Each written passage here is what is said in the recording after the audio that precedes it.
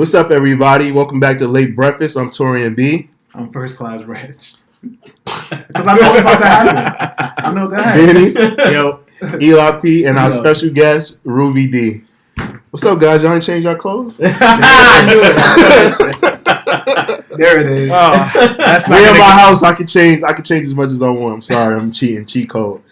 For this week's topic, I want to talk about has streaming made consuming music better?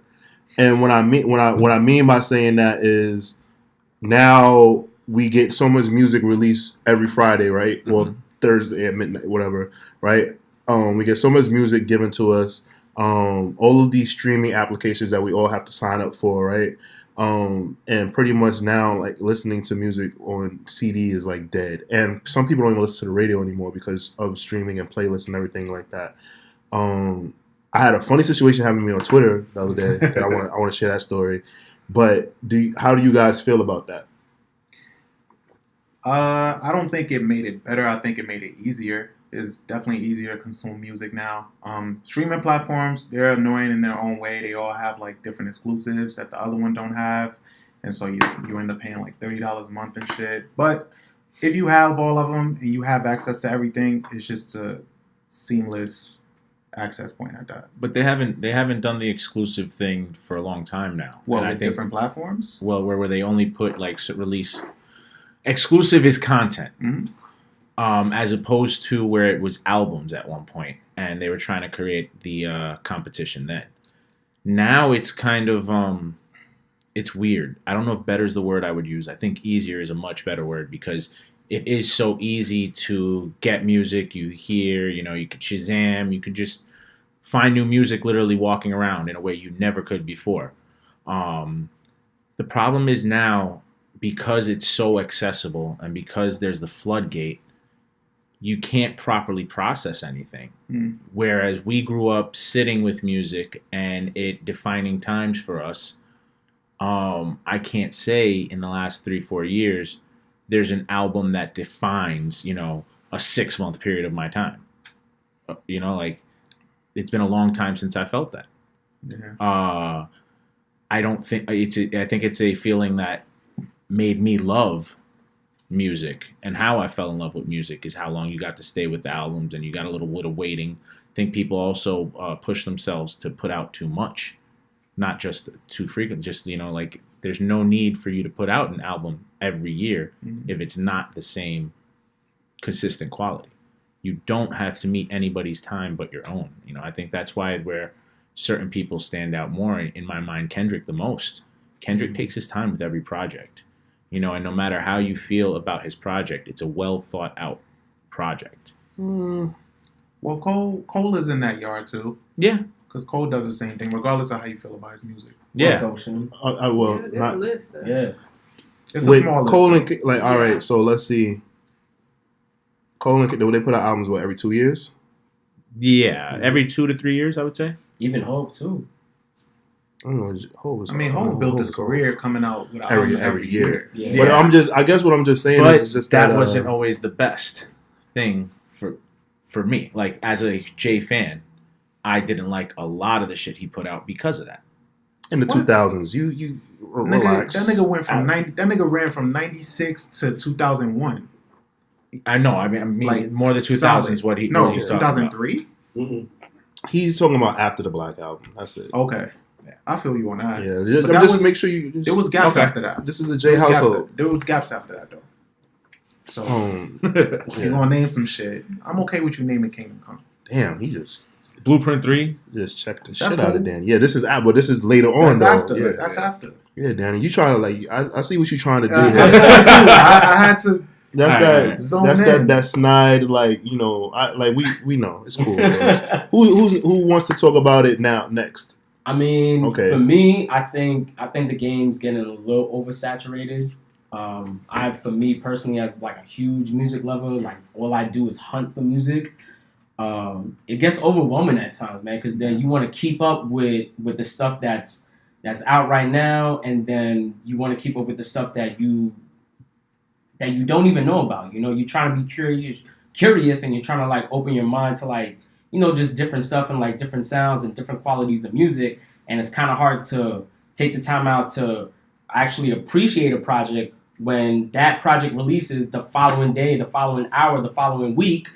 There's a new big single out. There's a new big hit out, and it's just hard to. And that's exactly what our free lunch playlist is for, ladies and gentlemen. Yes, exactly. Free lunch. Available on Tidal, Spotify, and Apple Music. Yes. Every Tuesday. There you go.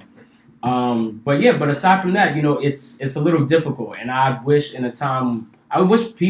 were more people out there that actually took the time out to appreciate brand new music instead of just consuming the stuff that they just see on a mainstream level.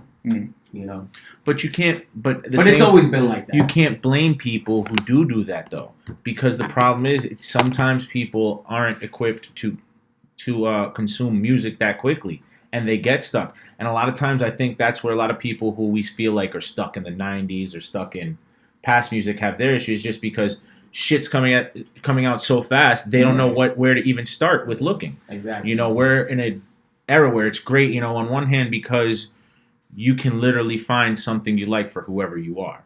Right. If you like the rapidy rap, if you want to go boom bap, if you want to go straight mumble, if you want to go trap, whatever you want, there's a lane of current music that'll fit your needs. Right. But that's also the problem. There's too much of it that people don't know where to go. Rubie, what you think?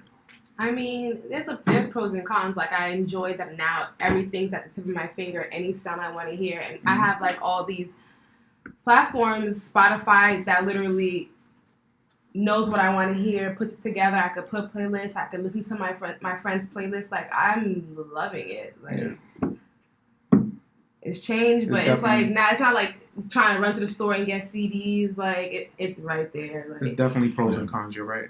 But there's like, of course, there's like there's so many different like streaming platforms. It's like, which one do you go to? How much you're paying? It gets expensive. Mm-hmm.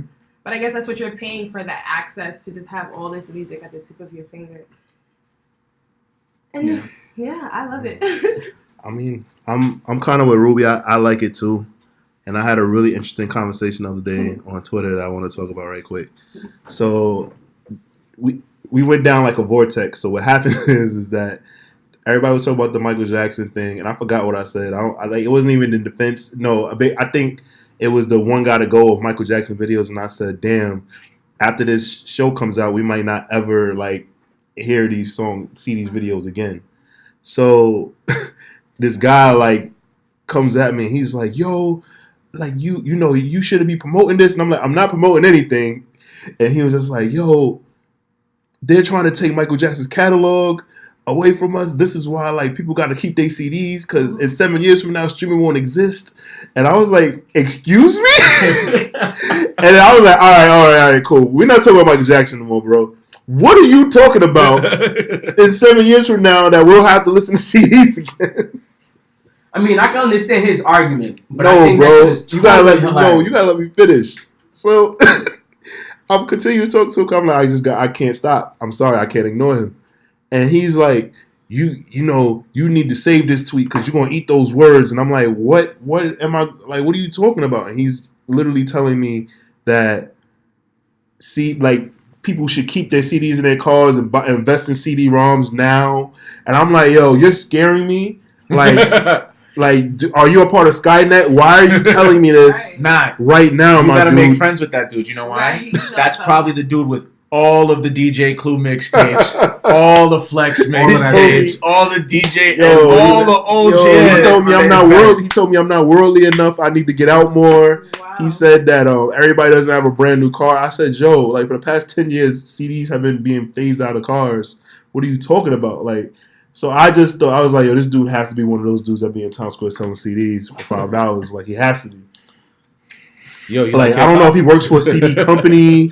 Like, I don't know what, but I just thought that shit was hilarious. Like, I was like, all right, this dude is talking about that streaming shit, and it was just really, really funny to me. I don't know. Still going in Staples buying like the 40-pack one. Yo, and like, crazy. Yo, I'll make you a playlist right now. I walked into FYE like a few months back because there's still one in the Heights, and that shit looked like a museum. You said FYE? Yeah. Oh shit! Like I didn't even know them shits were still around. They still had like physical calendars. They had CDs and shit, like stacks and stacks, cassettes, everything. Wow. It's crazy.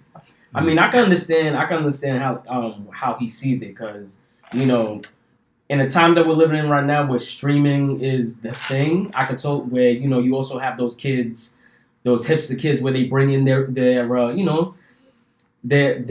record player. They go out to Urban Outfitters and get their vinyls because they still trying to be nostalgic. But it's like, bro, people like space.